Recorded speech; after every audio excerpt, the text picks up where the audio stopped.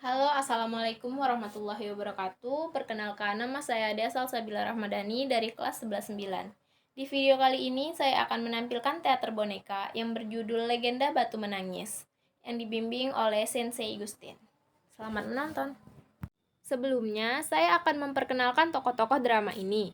Yang pertama, ada Darmi. Yang kedua, ada Ibu Darmi. Yang ketiga, ada pemuda satu. Yang keempat, ada pemuda dua. Dan yang kelima, ada pemuda tiga.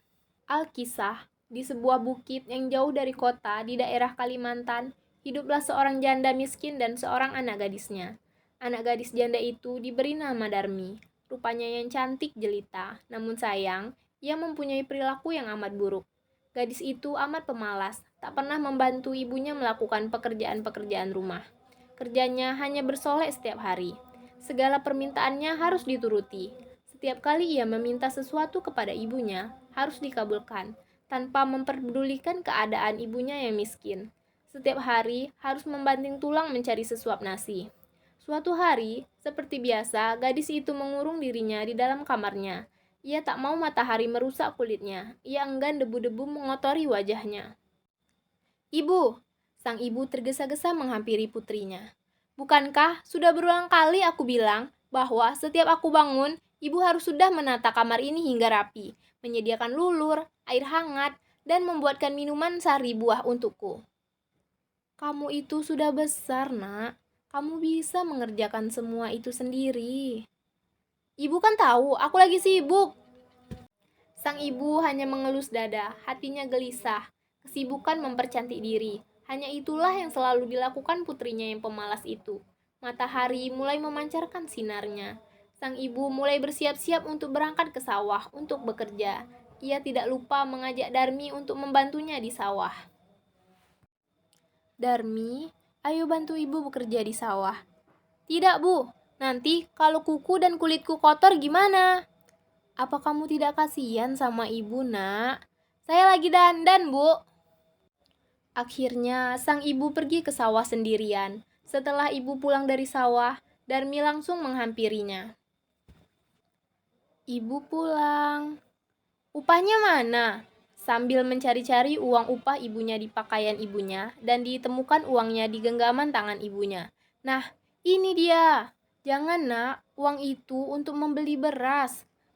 Bedakku juga habis, Bu. Mesti beli yang baru. Kamu itu jadi anak bisanya cuma minta aja, tapi tidak pernah mau bekerja. Meskipun marah, sang ibu tetap memberikan uang itu kepada Darmi. Keesokan harinya, ketika ibu pulang dari bekerja, si Darmi meminta lagi uang upah yang diperoleh ibunya untuk membeli alat kecantikannya yang lain. Keadaan itu terjadi setiap hari. Suatu hari, sang ibu mencoba untuk membujuk anaknya agar mulai mengubah tabiat buruknya. Bu, mana uangnya? Nak, coba kamu bantu ibu di sawah. Apa sih, Bu? Ibu kan sudah tua. Jika ibu dipanggil oleh Tuhan, maka ibu tak khawatir lagi engkau bisa mengurus dirimu sendiri. Kita itu orang miskin. Kita harus tetap bekerja untuk bisa makan. Siapa suruh jadi orang miskin? Lagi pula, aku tidak pernah minta kamu jadi ibuku. Ibu pun sedih mendengar ucapan yang terlontar dari mulut anaknya sendiri. Baiklah anakku, ibu hanya memohon agar kamu tidak mengurung diri di rumah. Kenalilah lingkunganmu, agar ibu tenang jika suatu saat dipanggil Tuhan. Hari berganti hari, akhirnya sang anak mau menuruti kehendak ibunya. Ia tidak keberatan untuk kemanapun bersama sang ibu. Tapi, anaknya ini menganjurkan sebuah syarat bahwa ibunya tidak diperbolehkan untuk mengakui bahwa ia adalah ibunya di depan umum. Sebagai seorang ibu, tentulah hatinya teriris mendengar itu. Namun, sang ibu pun menyetujuinya. Hingga pada suatu hari, anak gadis itu diajak ibunya turun ke desa untuk berbelanja di pasar yang letaknya jauh dari tempat tinggal mereka.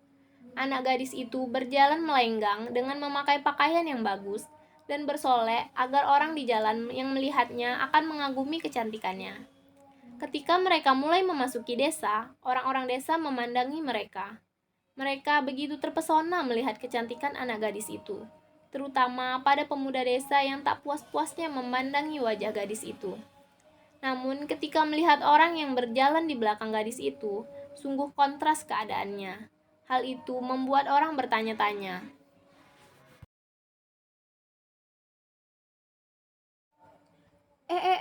Coba lihat wanita itu. Cantik sekali kan? Iya, benar. Wanita itu bagai bidadari surga. Elok parasnya. Tak sanggup aku menahan untuk menatap keindahannya. Iya, bahkan wanita itu lebih cantik daripada bunga mawar. Rasanya aku tertarik untuk mengenalnya. Tapi yang di belakangnya itu siapa? Entahlah, siapa ya dia itu? Aku kasihan melihat wanita di belakangnya.